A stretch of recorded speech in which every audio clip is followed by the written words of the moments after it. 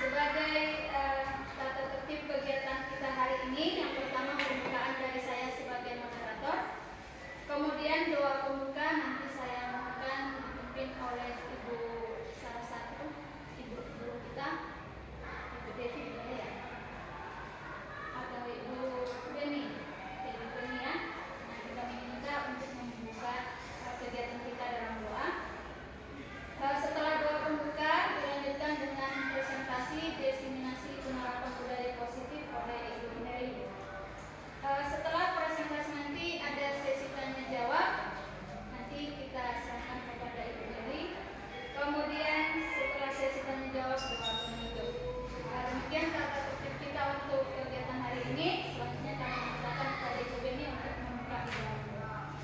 Kami membawakan doa di dalam Kristen. Bapak Ibu yang lain boleh menyesuaikan. Mari kita bersatu dalam doa. Kembali kami mengucap syukur kepada Tuhan pada siang hari ini karena kami merasakan kasih karunia yang memberikan kepada kami.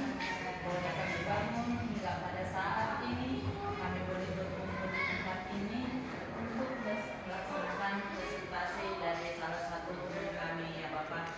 Bapak di surga, dimulai dari awal sampai mengakhiri presentasi ini ya Tuhan, kami serahkan sepenuhnya ke dalam tangan pengasihan Tuhan. Tuhanlah yang hadir di tempat ini, Roh Kudus-Mu yang bekerja di tempat ini ya Bapak.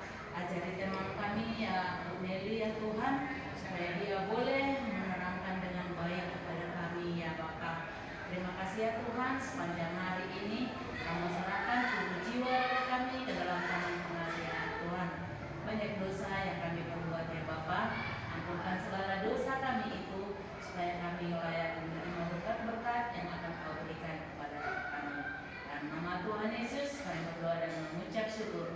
Amin. Baik, terima kasih kepada Ibu Risma. Selamat pagi buat kita semua. Selamat pagi Ibu. Baik, untuk mengawali kegiatan kita ini dengan semangat, ketika nanti saya menyapa Bapak Ibu dengan selamat pagi, Bapak Ibu boleh menjawabnya dengan begini: pagi, pagi, pagi, semangat. Begitu ya Bapak Ibu, kita coba dulu ya. Selamat pagi. Pagi, pagi, semangat, semangat. Oh, belum semangat ya. Jadi paginya 3 kali. Ya, ya saya ulangi begini. Selamat pagi, pagi, pagi, pagi, semangat, gitu ya. Kita mulai. Selamat pagi.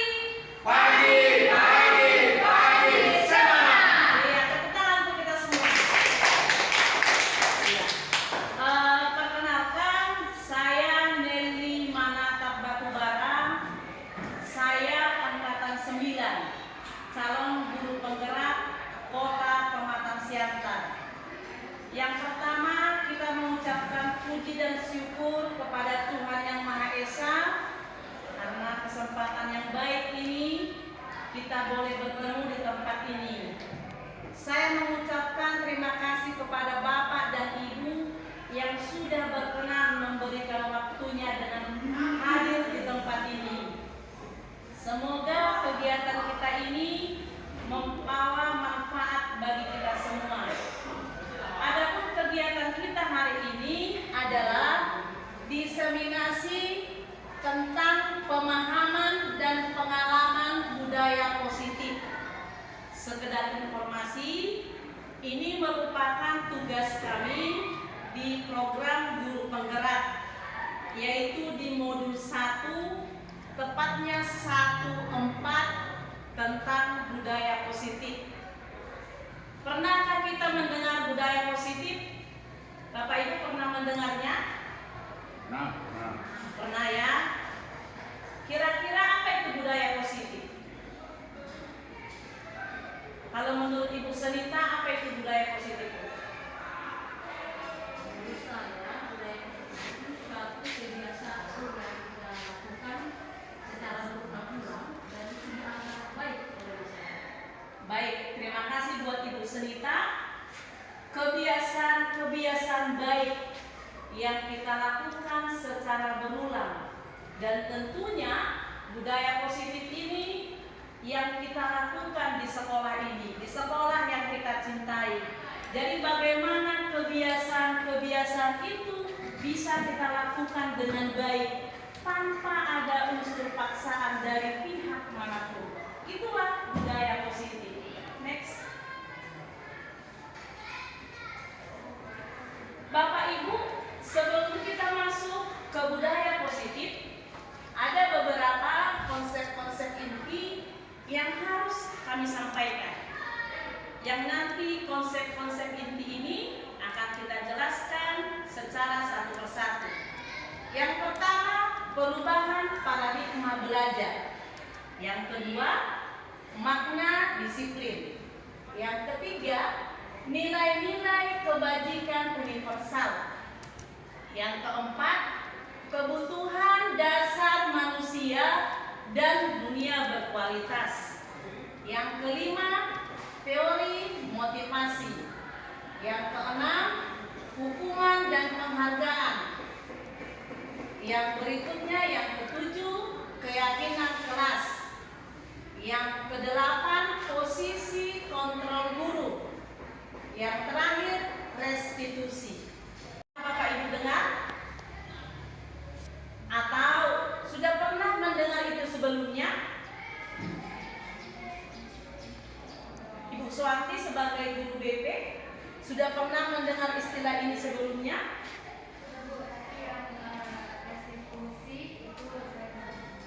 Oke, terima kasih untuk Ibu Suwanti. Ibu Suwanti tadi mengatakan dari semua ini yang belum pernah didengar restitusi. Jangan salah bilang ya Bu, restitusi. Ya.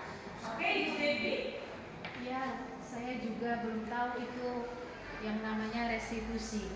Oke, Ibu Devi juga mengatakan dari semua ini tadi restitusi yang belum pernah. Adakah Bapak Ibu yang lain yang memberikan tanggapan? Ini aja Bu, supaya biar lebih spesifik. Iya Pak. Satu persatu dijelaskan secara singkat itu aja. Iya Pak. Nanti akan dijelaskan. Supaya kalau itu tanya satu persatu, ini semua pernah kami dengar. Oke Pak, terima Tapi kasih. arah dan tujuannya, Iya. karena prakteknya ini susah. Oke Pak. Silakan. Iya, terima kasih untuk Pak Jos. Tadi Pak Jos mengatakan ini sudah pernah. Tapi itu akan kita jelaskan dan akan kita bahas secara satu persatu. Next. Baik, yang pertama perubahan paradigma belajar. Sebelum kita masuk ini, coba Bapak Ibu yang di sebelahnya masing-masing kita memegang uang dulu. Kalau nggak ada uang apa ya? Kertas boleh. Tapi kertasnya digenggam begini ya Bapak Ibu ya. Saya anggap ini uang 50.000. Genggam dengan tangan kanan. Iya. Baik. Rekan yang di samping kita, tentunya Ibu Beni dengan Pak Joslan, Pak Panca dengan Ibu Devi, Ibu Penti dengan Ibu Duha ya. Bayangkan uang yang di kanan ini sekarang uang 100.000. Jadi boleh orang di sebelah kita, coba Bapak Ibu, mintalah uang itu. Boleh memaksa, boleh membujuk, tapi Bapak Ibu jangan langsung memberikannya begitu saja, tapi genggam erat. Jadi si A harus menggenggam uang itu dengan erat. Ya, ini yang mau kita pelajari nanti. Jadi digenggam dengan erat ya.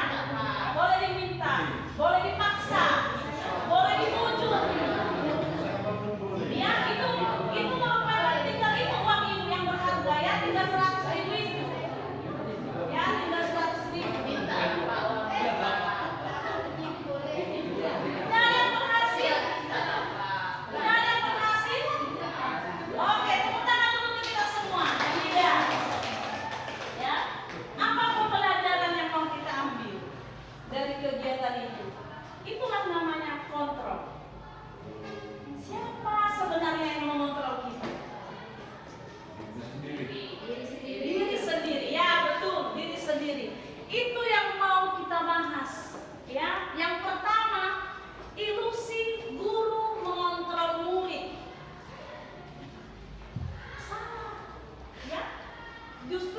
kita sendiri yang mengontrol diri kita sendiri. Jadi orang lain ya sebenarnya tidak bisa mengontrol, menekan diri kita sendiri. Kemudian yang kedua, semua penguatan positif, efektif dan bermanfaat. Ya benar, bermanfaat. Tetapi ketika orang yang memberi penguatan kepada kita tidak ada lagi, kita akan kembali lemah, Bu. Jadi yang betul itu apa? Kita harus dikuatkan oleh diri kita sendiri. Kemudian yang ketiga, bahwa kritik dan membuat orang lain merasa bersalah dapat menguatkan karakter. Ketika saya buat, maaf ya Ibu Beni ini ada kesalahan dan saya berusaha membuat dia menjadi merasa bersalah. Justru itu tidak baik karena saya sedang berusaha menekan melalui kritikan. Saya sedang berusaha mengontrol perilaku dan tindakan dari Ibu Beni.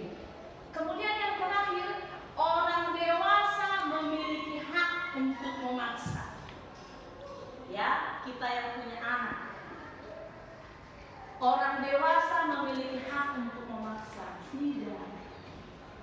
Jadi masing-masing punya kontrol diri sendiri. Jadi inilah beberapa paradigma belajar ya, yang perlu kita ketahui. Jadi guru mengontrol murid, semua penguatan positif bermanfaat. Kita bisa mengkritik orang lain dapat menguatkan karakter.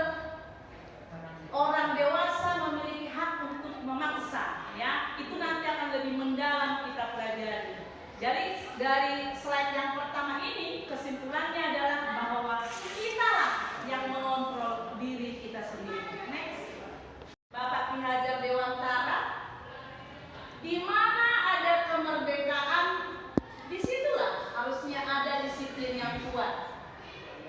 Sungguh pun disiplin itu bersifat self-disiplin, yaitu kita sendiri yang mewajibkan kita dengan sekeras-kerasnya.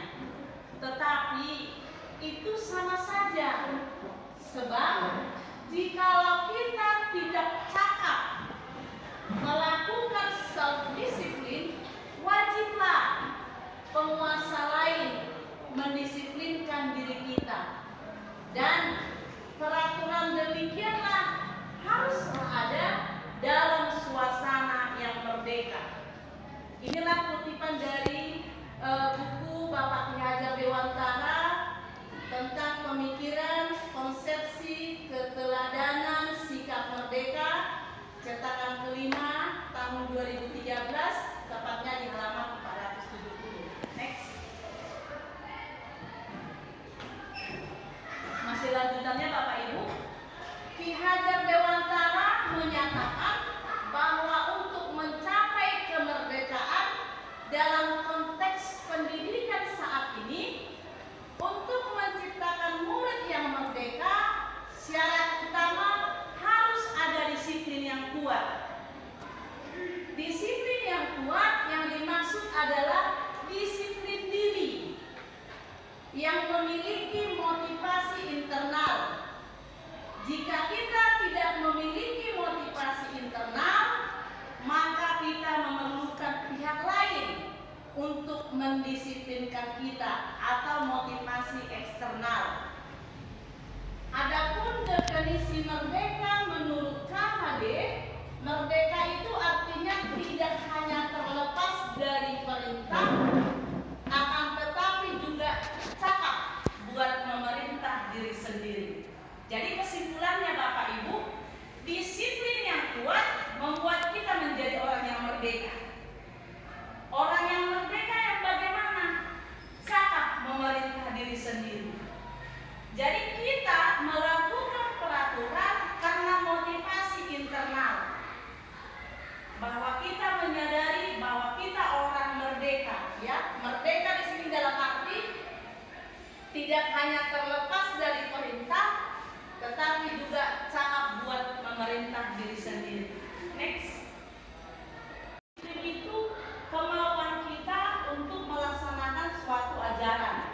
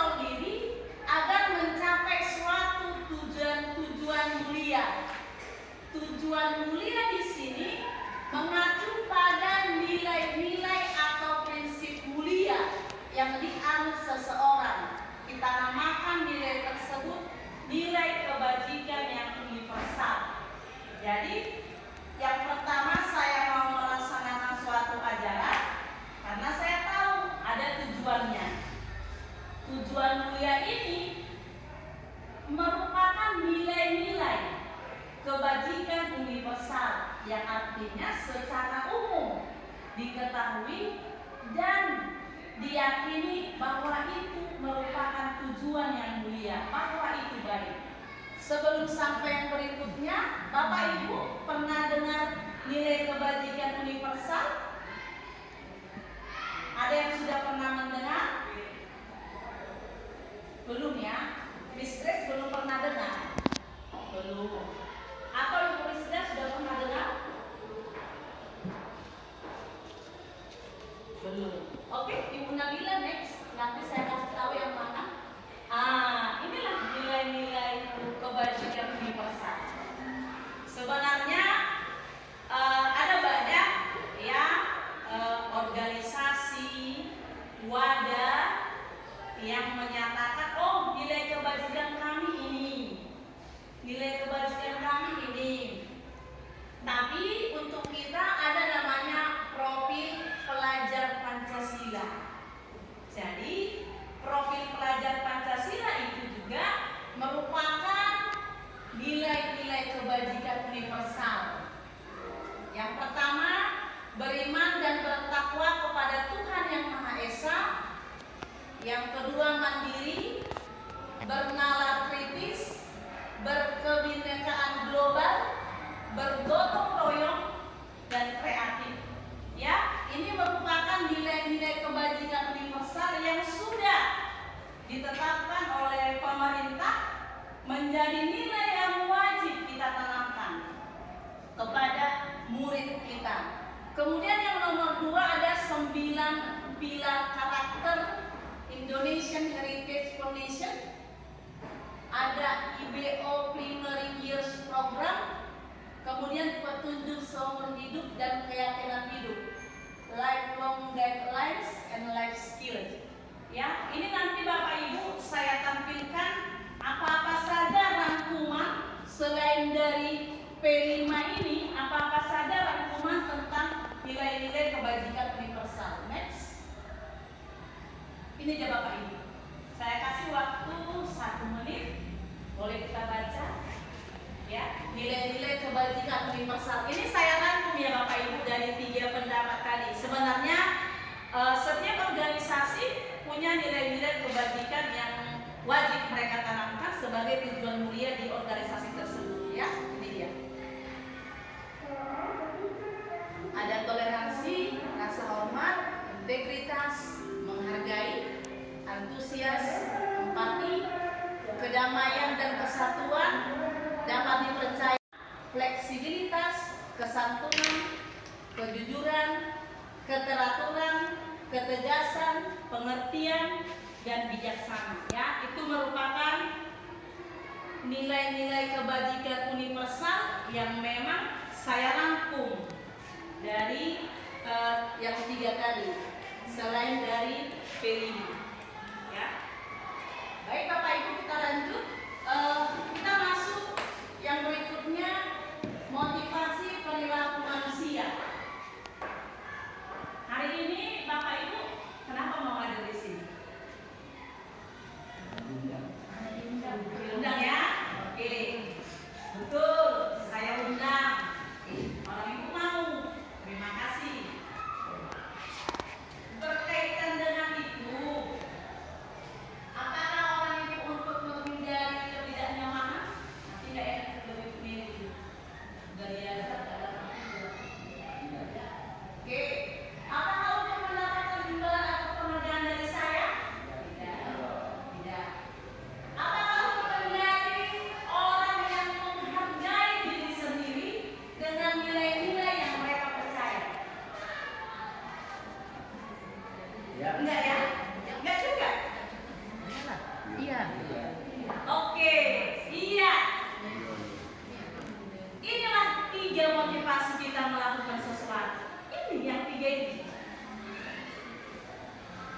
Jadi terlepas dari hari ini ya, terlepas dari undangan saya, motivasi perilaku manusia yang pertama adalah kenapa saya harus datang pagi-pagi mengajar dengan cepat, untuk menghindari kenyamanan atau hukuman daripada ditegur kepala sekolah, ataukah untuk mendapatkan imbalan dari teman saya. Kemudian itu cepat-cepat aja. Atau untuk menjadi orang yang mereka inginkan, seperti apa yang saya inginkan, karena saya menghargai diri saya sendiri dengan nilai-nilai yang saya percaya. Artinya mau dilihat kepala sekolah, mau tidak dikasih pujian, ya saya akan tetap datang sesuai waktu yang telah ditentukan. Inilah Bapak Ibu motivasi kita melakukan sesuatu. Yang paling rendah di antara yang tiga ini yang nomor satu. Jadi kalau hari ini kita datang ke sekolah dengan tepat waktu, mohon maaf ya Bapak Ibu, saya bukan menggurui ya, saya sedang membagi pemahaman saya. Ya, untuk menghindari kenyamanan atau ketidaknyamanan atau hukuman, inilah motivasi yang paling rendah. Kemudian yang kedua, naik satu tingkat di atasnya. Yang kedua adalah untuk mendapatkan imbalan atau penghargaan dari orang lain. Jadi poin nomor 1 dan nomor 2 Bapak Ibu, itulah motivasi eksternal. Motivasi dari luar diri kita sendiri. Dan itu tidak terlalu kuat untuk memotivasi kita. Tetapi yang paling kuat adalah dan paling besar pengaruhnya adalah nomor 3. Nomor 3 itu adalah untuk menjadi orang yang saya inginkan dan menghargai diri saya sendiri dengan nilai-nilai yang saya yakini. Saya yakin Bapak Ibu kita berada di nomor 3 ya, untuk menyemangati kita katakan dulu, saya berada di nomor 3. Ayo Bapak Ibu. Saya berada di nomor 3. Oke, tepuk tangan untuk kita.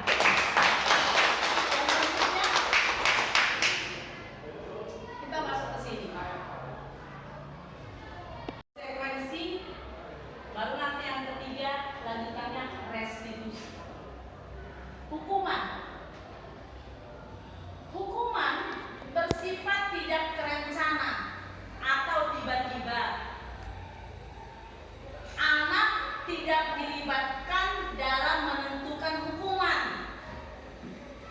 Hukuman bersifat satu arah dari pihak guru yang memberikan, dan murid hanya menerima suatu hukuman tanpa melalui kesepakatan atau pengarahan dari guru, baik sebelum atau sesudahnya.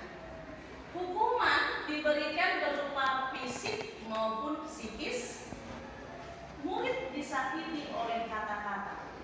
Itulah hukuman. Jadi hukuman itu Bapak Ibu kesimpulannya yang tidak terencana, tidak kita libatkan anak dalam menentukan hukuman. Hukuman itu sifatnya satu arah, guru yang menentukan, murid hanya menerima. Itulah hukuman. Kemudian yang kedua ada namanya konsekuensi. Ya, kita juga pernah mendengar istilah ini. Konsekuensi sudah terencana dan disepakati. Kalau kamu tidak mengerjakan tugas, konsekuensinya begini. Jadi kita pun sudah sepakat, ya, artinya sudah terencana dan disepakati. Sudah dibahas oleh murid dan guru. Jadi harus kita sampaikan kepada mereka.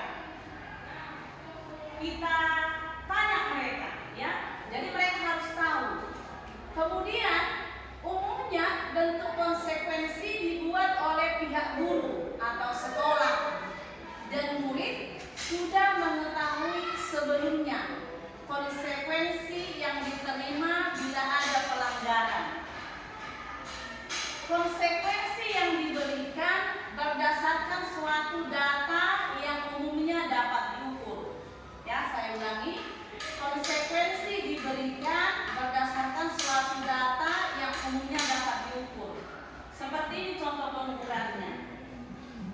Misalnya absen 2 kali. Baik, ketika ketiga kali absen, maka dipanggil orang tua panggilan pertama. Maka datanya harus ada.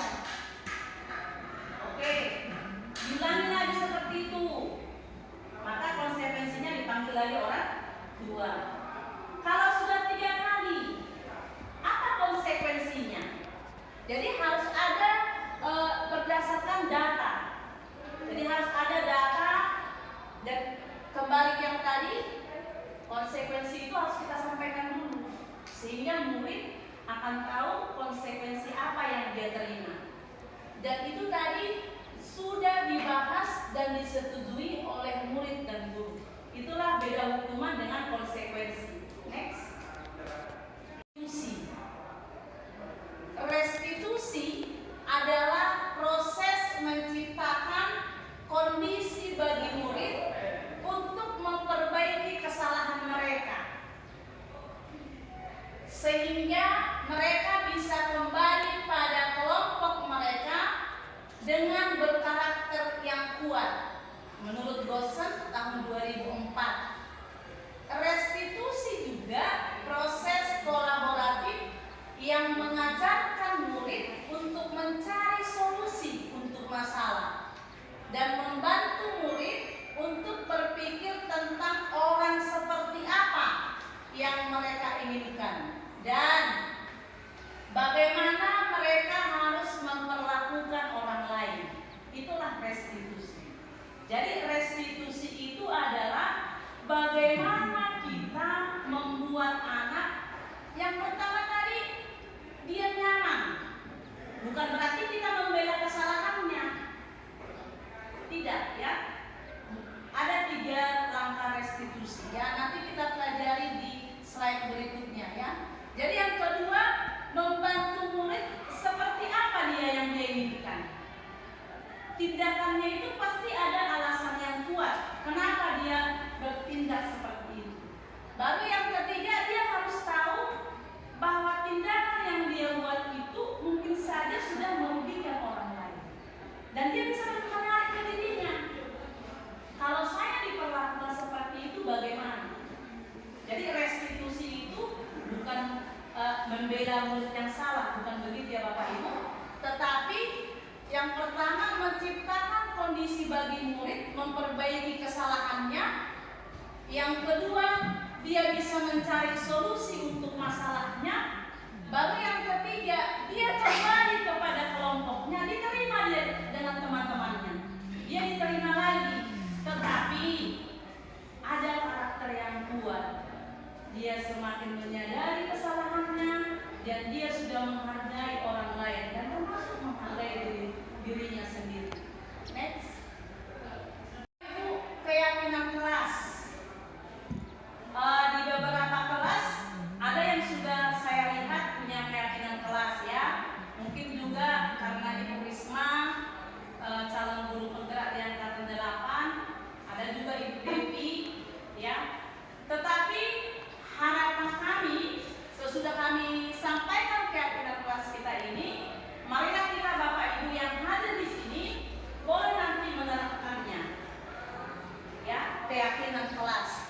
Apa itu keyakinan kelas?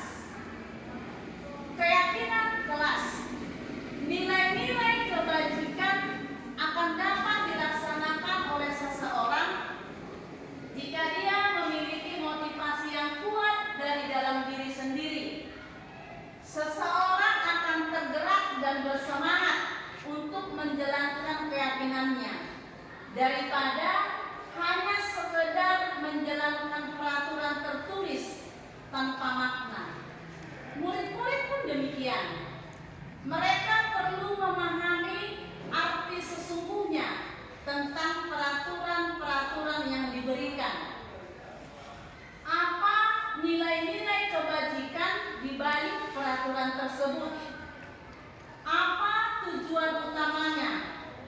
Dan menjadi tidak tertarik atau takut hanya sekedar mengikuti peraturan tanpa memahami tujuan mulianya. Tadi Mince kesini naik sepeda motor, Miss Grace naik pakai helm. Mengapa? Miss Grace tadi kesini pakai helm. Mohon maaf ya Miss, kenapa ya Miss pakai helm kesini?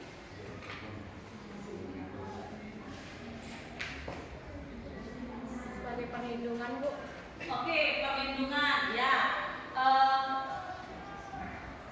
Perlindungan, boleh? Miss Ranti, naik sepeda motor Bu, ya, pakai helm tadi Bu. Kenapa Bu? Terhindar dari saya. Terhindar dari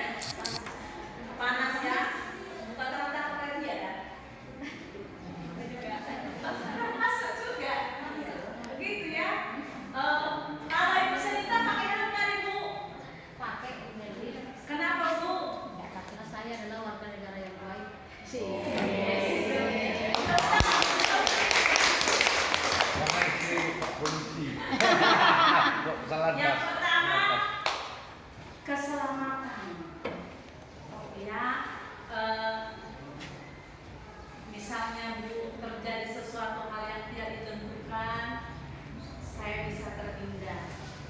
Yang kedua, biar jangan terkena panas Bu, kenyamanan. Ya, itulah nilai-nilai kebajikan. Jadi Miss Grace memakai helm, Ibu Senita, Miss Wanti, karena telah sadar tentang nilai-nilai kebajikan. Seperti itulah harapan kita, siswa kita ini melaksanakan peraturan. Karena mereka sadar keselamatan, kenyamanan, menghargai waktu, menghargai orang lain. Sehingga jika nanti murid kita menyadari ini dengan baik dan itu sudah kita tetapkan, bukan ditetapkan, itu sudah kita tempelkan di kelas, mudah-mudahan mereka akan semakin memiliki motivasi yang kuat dari dalam diri sendiri untuk melaksanakannya. Saya akan membacakan sama kita beberapa langkah dalam penentuan keyakinan kelas. Nanti kami juga akan membaca tampilkan dokumentasinya. Yang pertama, dalam menyusun keyakinan kelas, yang pertama harus lebih rinci dan konkret daripada peraturan. Jadi keyakinan kelas itu nanti harus lebih kalau bahasa tulisannya lebih terperinci, lebih deskripsi uraiannya harus lebih jelas. Kemudian yang kedua harus berupa pernyataan yang universal. Artinya semua orang secara umum memang memahami dan menyetujui itu. Ya. Kemudian yang ketiga dibuat dalam bentuk positif. Ya, seperti yang tadi kita hindari menggunakan kalimat-kalimat negatif. Yang keempat, keyakinan kelas hendaknya jangan terlalu banyak sehingga mudah dipahami dan diingat oleh semua warga kelas. Tidak perlu banyak-banyak, 5 butir saja cukup, tapi mereka ingat dan betul bisa diterapkan. Keyakinan kelas sebaiknya sesuatu yang dapat diterapkan di lingkungan sekolah, ya, bisa kita terapkan dan memang bisa kita tetap monitoring. Kemudian yang berikutnya, semua warga kelas ikut berkontribusi dalam pembuatan keyakinan kelas lewat kegiatan curah pendapat. Yang berikutnya, bersedia menunjang keyakinan kelas dari waktu ke waktu. Jadi nanti Bapak Ibu kita berikan kesempatan kepada anak-anak seperti ini contohnya. Ini hanya contoh ya. Boleh curah pendapat, kita berikan mereka sticky note, ya, dibuat nanti. Tidak perlu menuliskan identitas nama. Jadi boleh siapa aja, mau berpendapat aja, boleh. Kita gali apa sebenarnya keinginan mereka. Kemudian nanti kita arahkan nilai-nilai mana yang mau kita ambil dari pernyataan-pernyataan mereka. Jadi kalau ada 36 orang, boleh 1 orang 2 pendapatnya, boleh ya. Kita berikan kesempatan tanpa menuliskan identitas mereka. Ya. Kemudian yang terakhir, bersedia menunjang keyakinan kelas dari waktu ke waktu. Artinya kita sebagai guru yang masuk, ya kalau menunjang itu kan Bu, memahami, mengingatkan, memantau, bahkan memberi dorongan sehingga benar-benar kuat keyakinan mereka. Next.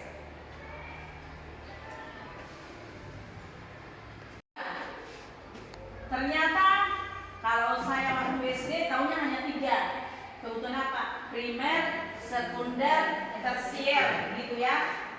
Di sini dulu Bapak Ibu. Memang 3 lah tahunnya.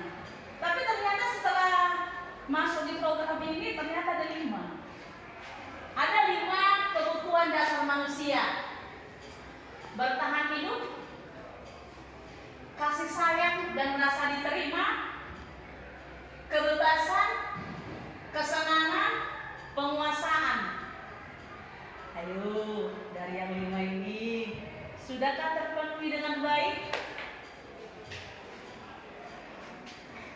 Bertahan hidup, rumah yang layak, makanan, pakaian, tempat tinggal, Dan untuk kita orang dewasa ternyata kebutuhan reproduksi merupakan kebutuhan bertahan hidup.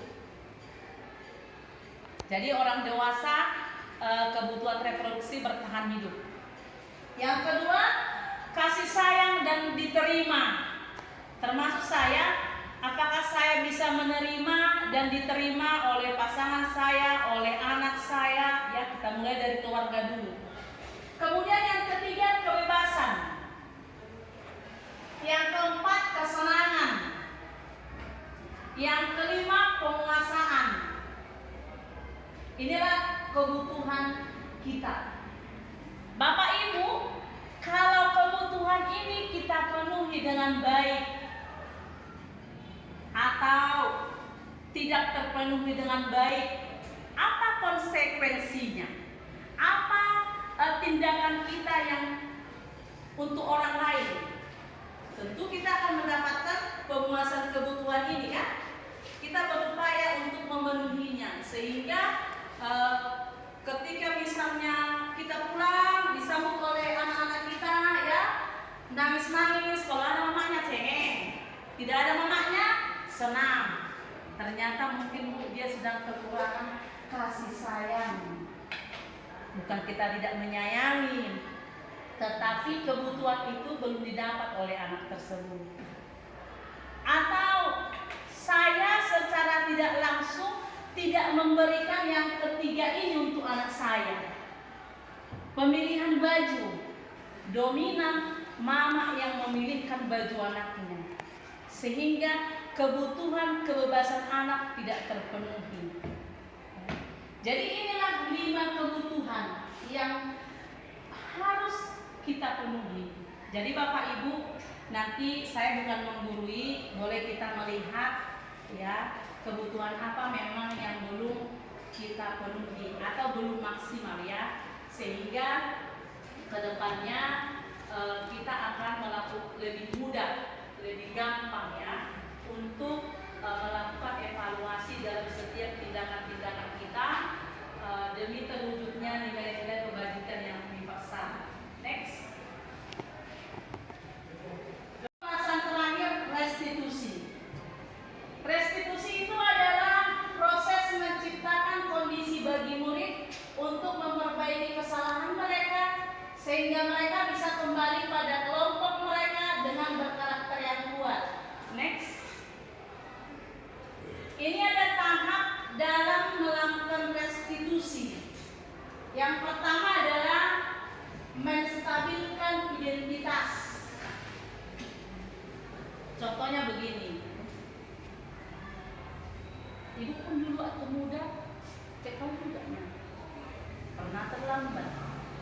Bahkan ibu dulu sering bolos. Kita stabilkan dulu identitasnya, jangan langsung kita salahkan. Ya, kita stabilkan atau kita tanya, ya, seperti tanpa membuat dia merasa tertekan, merasa bersalah. Yang kedua adalah validasi tindakan yang salah. Ibu tahu, oke lah kamu cabut semalam, tapi coba katakan, apa alasan kamu cabut? Jadi tindakan yang salah itu pasti ada motivasinya Bapak Ibu. Kita tanyakan dia, kamu tentu punya alasan mengapa melakukan itu. Jadi kalau dia pun tidak mengerjakan PR, harus kita tanya dengan bagus. Kamu tentu punya alasan mengapa kamu hari ini tidak mengerjakan PR, padahal sudah diingatkan di grup.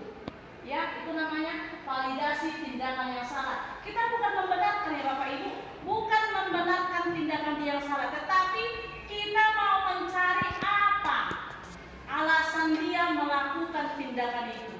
Yang ketiga, menanyakan keyakinan. Kamu tahu kalau kamu tidak mengerjakan PR, apa akibatnya samamu? Kesepakatan keyakinan kelas mana yang sudah kamu langgar? Hari itu kita sudah menggali keyakinan kelas. Salah satu di situ adalah bertanggung jawab, mengumpulkan PR dengan tepat waktu. Nyatanya, kamu melanggar yang sudah kita sepakati. Ya, kemudian kita tanyakan, kamu ingin jadi orang seperti apa? Ya, dengan kamu melakukan kesalahan ini, ada orang lain yang kamu rugikan. Ya, berarti kamu tidak menghargai dirimu sendiri dan juga tidak menghargai orang lain. Jadi nanti Bapak Ibu, kalau ada permasalahan siswa, kita coba terapkan yang 3 langkah ini. Menstabilkan identitas, validasi tindakan yang salah, kemudian menanyakan keyakinan. Hari itu kami bertanya dalam ruang kolaborasi, bolehkah hanya 2 saja dilaksanakan tindakan ini? Atau apakah harus 3-3-nya? Bapak Ibu, harus 3-3-nya. Dan harus dimulai dari menstabilkan identitas, validasi tindakan yang salah, kemudian menanyakan keyakinan. Ya, saya ulangi, restitusi itu bukan membela kesalahan siswa, tetapi kita mau memberikan semacam pencerahan tentang kesalahan apa yang sudah dia perbuat, kesepakatan atau nilai apa yang sudah dia langgar, apa akibat perbuatan yang dia buat, sehingga nanti setelah selesai proses restitusi ini akan kita lihat betul ada perubahan dari dalam dirinya sendiri. Dia kembali diterima oleh teman-temannya dengan karakter yang kuat, dengan perubahan yang baik, yang sudah menyadari kesalahannya sendiri. Next. Restitusi bukan menebus kesalahan, tetapi belajar dari kesalahan. Restitusi memperbaiki hubungan. Restitusi adalah tawaran, bukan paksaan. Apa kira-kira solusi yang bisa kamu buat untuk PR yang tidak siap ini?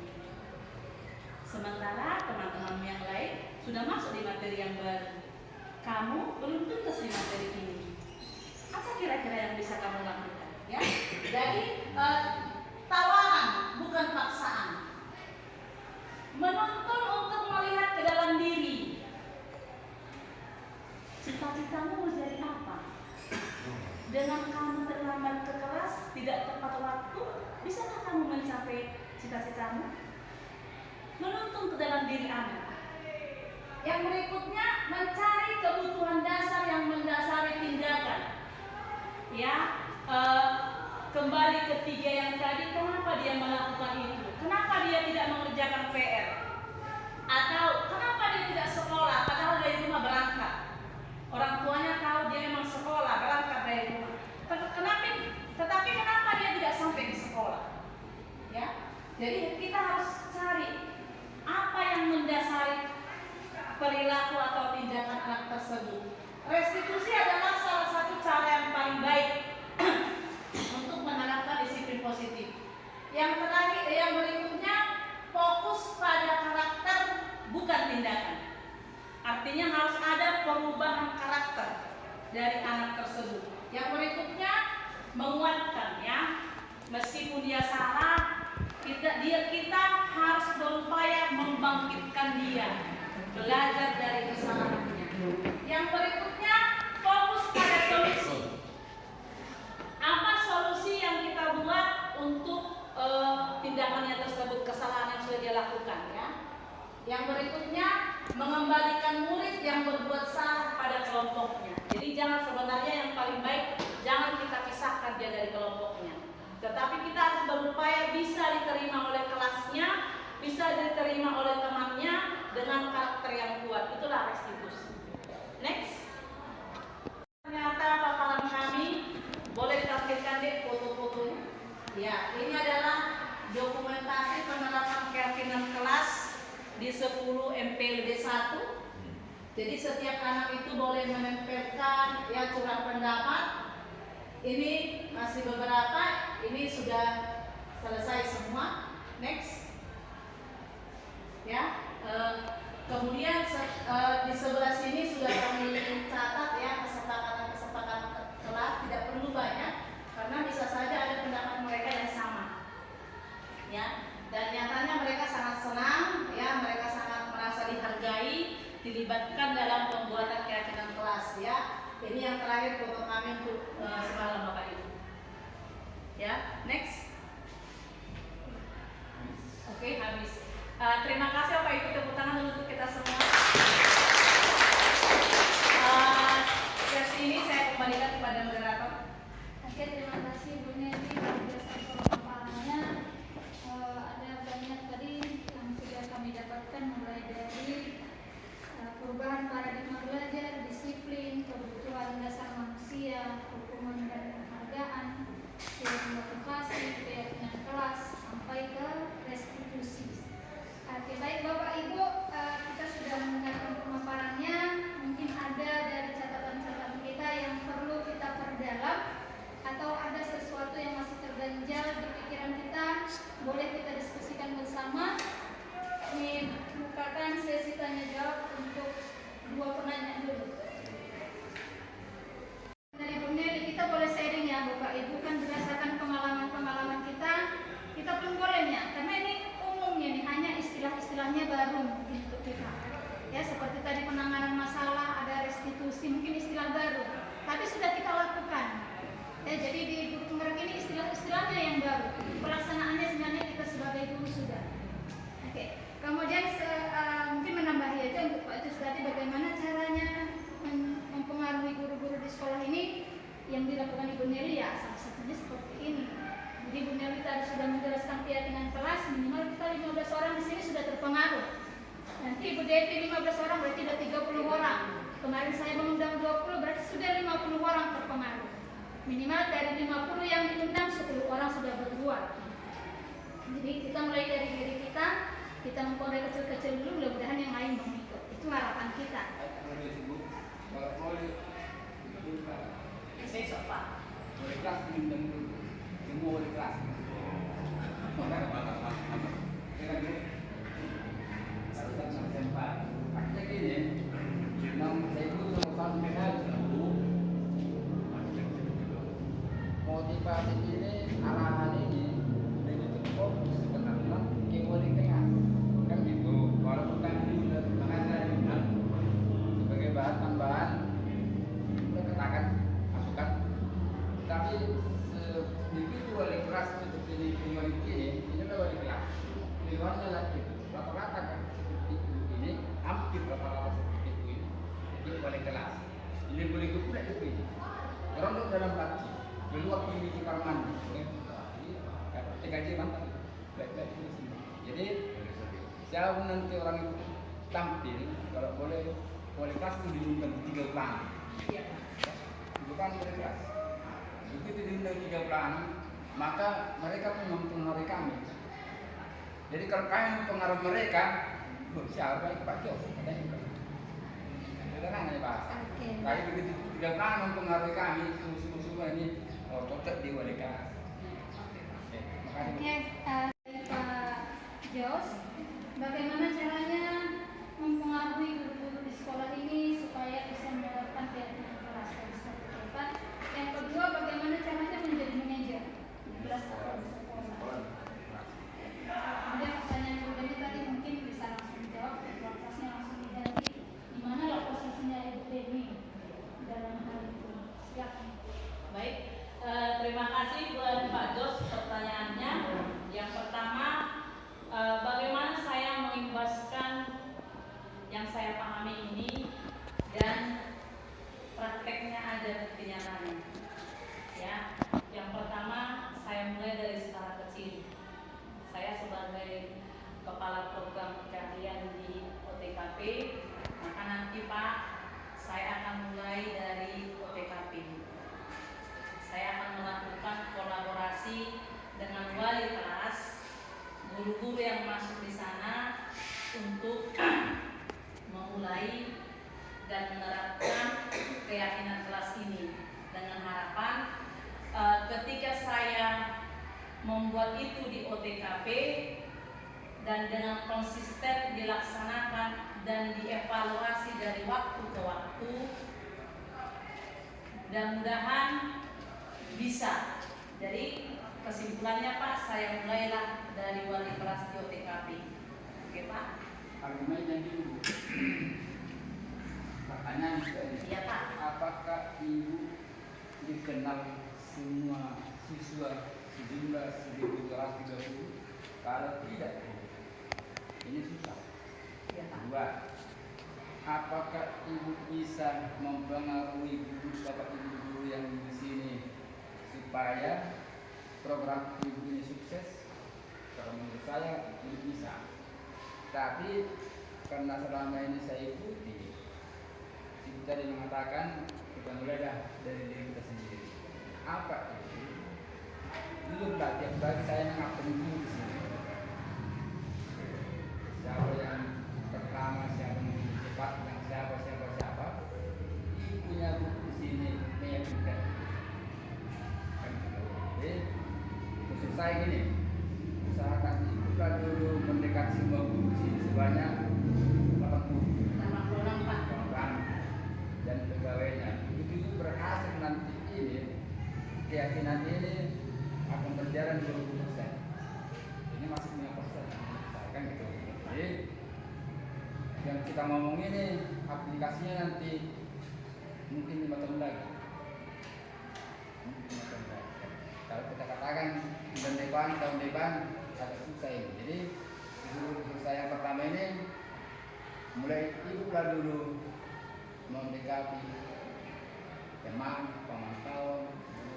Kalau kita langsung menjadi manajer kita setengah, karena di perusahaan pun manajer setengah mati ya, karena manajer kita ada di atas, ada skor kan gitu, kan tim manajernya, kan gitu.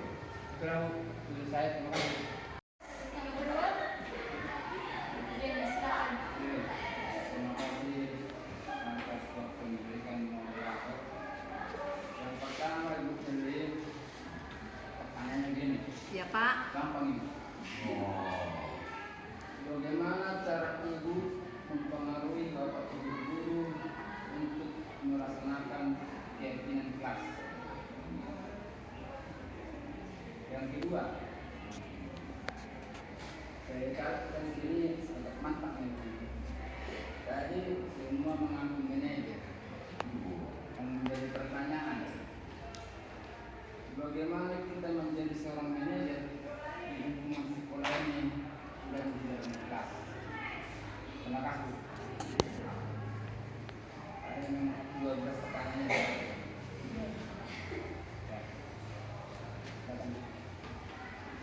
Silakan seperti ini. Terima kasih buat penjelasan yang diberikan dari kami.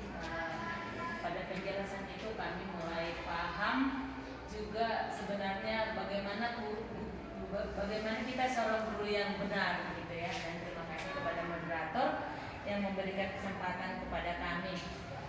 Yang mau saya tanyakan pengalaman pribadi saya sebagai wali kelas. Saya sekarang berada wali kelas di kelas 11 TKJ 1. Kemarin pertama masuk, kita buat itu udah kita tentukan pengurus-pengurus kelas, ketua kelas, sekretaris, bendahara ya.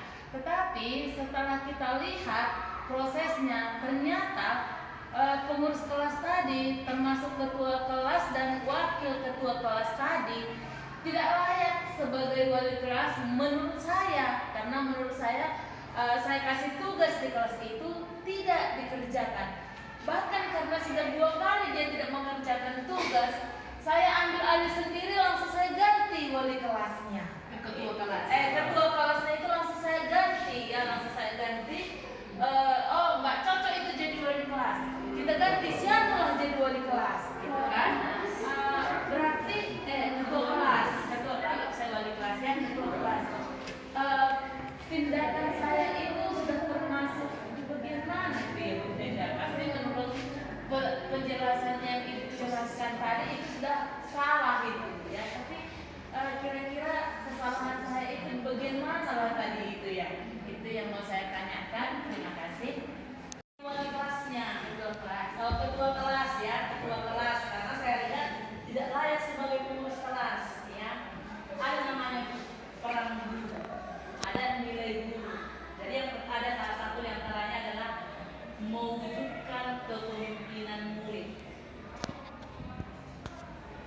ibu harusnya memberi wewenang kepada mereka sehingga dia membentuk kepemimpinannya sendiri secara alamiah. Ya, peran guru penggerak mewujudkan kepemimpinan murid. Jadi kalau misalnya oke lah sudah terlanjur diganti ya, begitu ya, tidak apa-apa karena sudah terlanjur diganti gitu. Tetapi di pengurus kelas yang baru ini Bu, ibu harus memberikan kepercayaan penuh. Jadi namanya menciptakan atau mewujudkan kepemimpinan murid. Berilah mereka kesempatan dia bisa mengelola kelasnya sendiri karena dia sebagai ketua kelas. Itulah Bu, peran guru penggerak. Ya, mudah-mudahan moto guru penggerak tergerak, bergerak, menggerakkan. Jadi saya di posisi yang kedua memang tergerak, makanya saya mendaftar. Bergerak, saya sekarang sedang mengikuti. Nanti mudah-mudahan setelah lulus dari sini, bahkan mulai dari sekarang kami sudah mulai menggerakkan, mengimbaskan apa yang kami peroleh di program guru penggerak ini. Terima kasih Bu Benny buat pertanyaannya. Kembali ke moderator. Karena sesuai permintaan Bu Neli tadi kita maunya 60 menit, tadi udah 90 menit ya. Bolehlah untuk dua penanya lagi atau ada yang mau memberikan tanggapan pernyataan juga boleh, tidak harus bertanya. Oke, Ibu Devi dan Ibu siapa? Ya, oke, silakan yang pertama dari Ibu Devi. Baik, terima kasih atas kesempatan yang diberikan kepada kami. Tadi memang kita kurang familiar dengan istilah restitusi. Dan memang ternyata restitusi itu sebenarnya sudah kita terapkan. Saya yakin dan percaya Bapak Ibu guru sudah menerapkan restitusi ini. Bahwa kita sudah memvalidasi murid tadi kan, lalu membuat keyakinan bahwa yang dilakukan itu salah. Namun kita belum tahu ternyata ada ilmunya. Jadi terima kasih Bu Neli sudah menjelaskan kepada kami bahwa yang telah kami lakukan itu ternyata ada ilmunya dan akan terus kita perbaiki sesuai dengan teorinya itu, mudah-mudahan bisa kita terapkan. Dan yang kedua, banyak murid-murid kita ini yang bermasalah.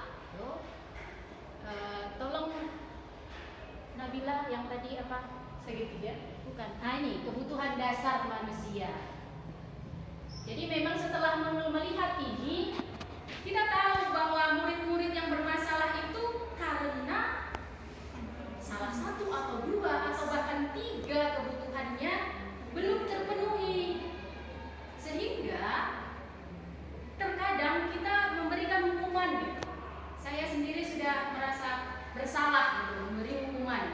Pernah anak saya, dia pakai sepatu yang tulisnya di bawah putih. Saya paksa untuk membukanya. Bu, nanti saya buka Bu, nanti besok saya beli, nanti pulang sekolah saya beli. Tidak, buka sekarang. Dengan alasan kamu berbuat itu sepertinya kamu merasa, wah saya hebat, saya bisa keliling sekolah ini dengan sepatu lis putih. Ternyata saya salah. Setelah belajar ini, saya salah menyuruh dia membuka. Berarti saya mempermalukan dia. Lalu itu sebelum saya pelajarin ini. Setelah itu saya flashback, oh saya salah. Sebenarnya apa sih kebutuhannya yang belum terpenuhi? Mungkin dia kurang merasa kebebasan. Selama ini mungkin terkekang gitu kan. Oh, berarti yang saya lakukan salah. Seharusnya sih saya bisa menanya dulu gitu kan. Kenapa dia pakai sepatu itu? Sebenarnya sudah saya tanya dan alasannya dari hari Senin saya peringatkan sampai hari Jumat masih tetap dipakainya. Di hari Sabtu lah saya suruh buka karena sudah saya peringatkan. Saya juga nggak tahu gimana sih solusinya ini dan akhirnya di hari Senin dia sudah pakai sepatu hitam. Setelah saya tanya kenapa sih, saya panggil dia langsung ke ruangan saya tanya kenapa. Alasannya karena uangnya belum cukup, dia masih mengumpulkan uang gitu. yang ada hanya sepatu itu gitu. Akhirnya dia hari Senin dengan ketawa-ketawa melihat saya, "Bu, sepatu saya udah nggak putih." Itulah manfaatnya kita sebagai guru mengetahui apa itu kebutuhan dasar manusia, sehingga ketika kita melakukan bukan hukuman ya, melakukan restitusi tadi, kita tidak salah. Demikian saja, ini sekedar sharing ya kan Bu. Mudah-mudahan kita bisa lebih memahami murid-murid kita sehingga kita tidak salah lagi melangkah. Terima kasih. Ada dulu identifikasi. Iya. Apa kebutuhan dasar yang belum terpenuhi. Ya. Oke, selanjutnya silakan Ibu Munte. Agak dikuatkan kok suaranya. Saya di sini ingin bertanya mengenai posisi kontrol guru. Di sini kami sebagai guru BP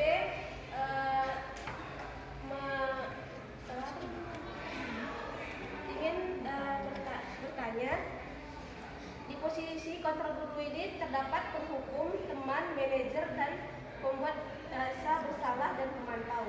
Di sini saya ingin bertanya untuk kasus siswa yang sering terlambat di Bu. Jadi ada beberapa siswa ini yang memang dihukum. Namun untuk kedepannya kami sudah membuat kesepakatan dan bertanya mengapa siswa ini terlambat. Dan setelah itu beberapa siswa ada yang sudah tidak terlambat lagi, namun ada juga yang tetap melanggar peraturan itu. Dan orang tuanya juga sudah dipanggil ke sekolah dan ditanya mengapa dia terlambat. Alasannya karena lama tidur, main game.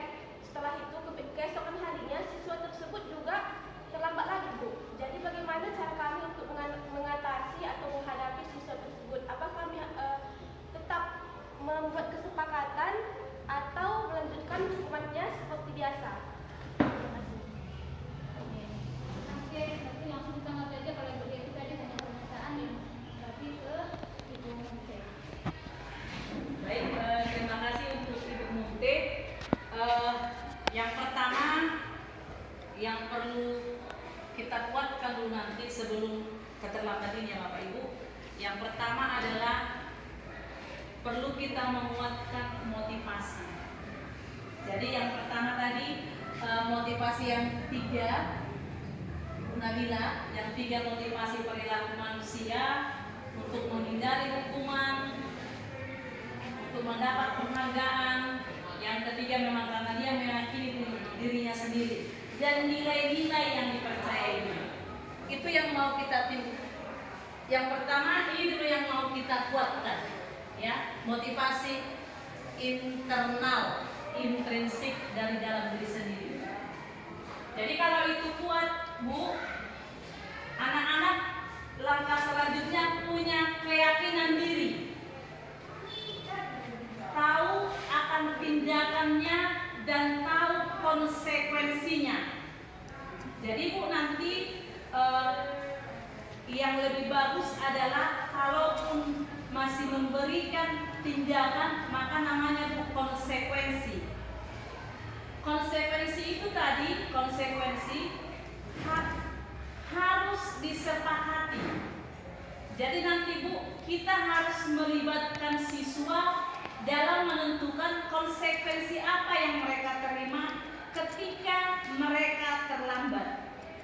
Kemudian yang berikutnya Bu, harus ada tadi data yang dapat diukur. Jadi ketika nanti Ibu panggil orang tuanya, data Ibu harus ada sudah berapa kali dia terlambat. Jadi Bu, kita harus mendokumentasikan setiap kegiatan kita. Dokumentasi boleh dicatat, boleh difoto, ya. Tapi nanti langkah pertama Bapak Ibu BP yang pertama adalah tentukan konsekuensi yang telah disepakati. Jadi konsekuensi itu harus terencana dan disepakati. Kemudian yang kedua dibahas dan disetujui oleh murid dan guru. Maka nanti itu akan kita bahas. Sampai jam berapa yang terlambat ini? Sampai berapa kali terlambatnya baru ada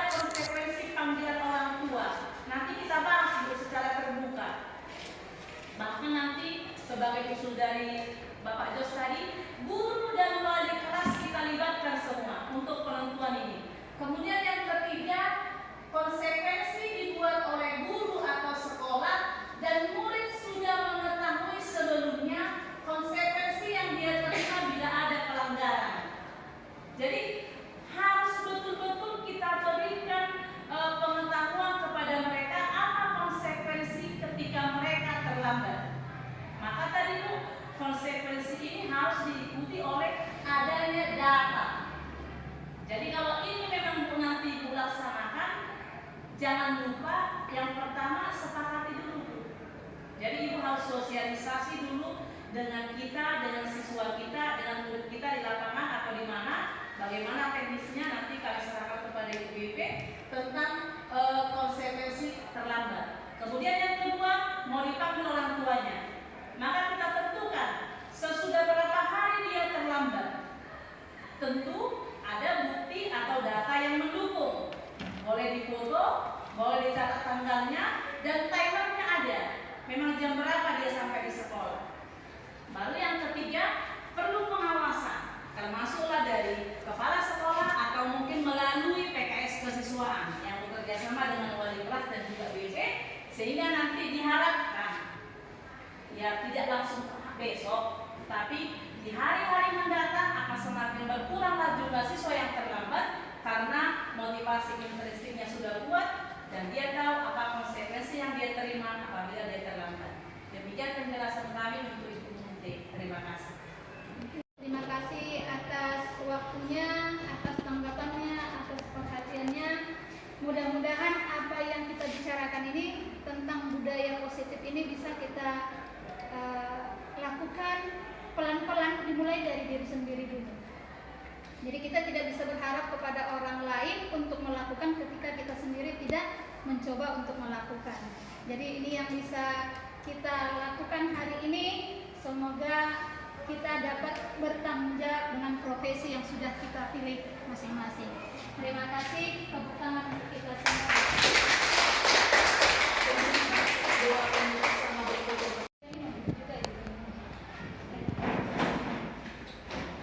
Karena sudah selesai presentasi dari teman kita ini, maka kita tutup acara kita ini di dalam doa.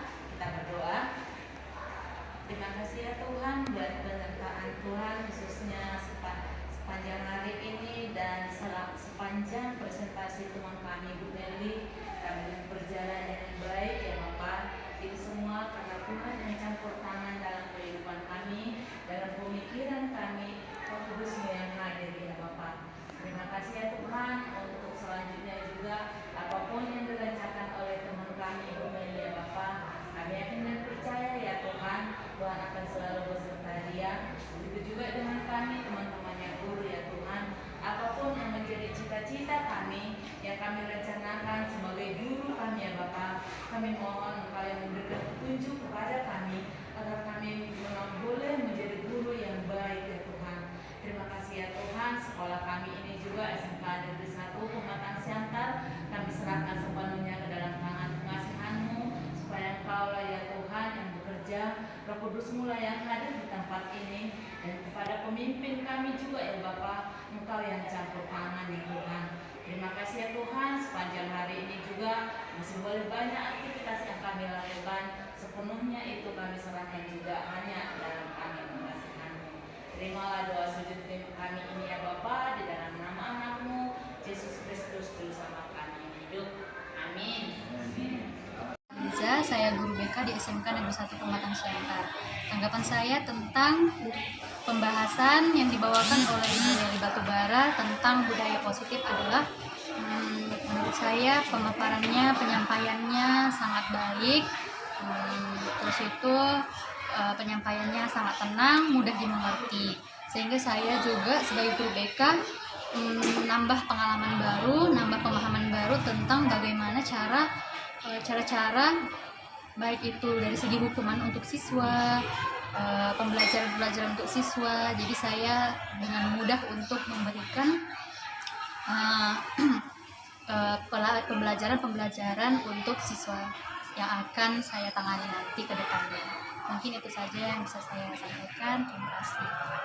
Perkenalkan, nama saya Ibu Yohanita Purwunte. Saya guru dari SMK Negeri 1 Pematang Siantar. Tanggapan saya mengenai presentasi dari budaya positif yang dipaparkan oleh Ibu Meli Batubara. Saya melihat presentasinya menarik dan mudah dimengerti untuk para anggotanya. Lalu dengan adanya budaya positif tersebut, kita akan mengetahui bagaimana kelanjutan dari lingkungan kita dan bagaimana cara kita menanggapi untuk siswa-siswa ke depannya. Sekian dari saya, terima kasih. Guru penggerak.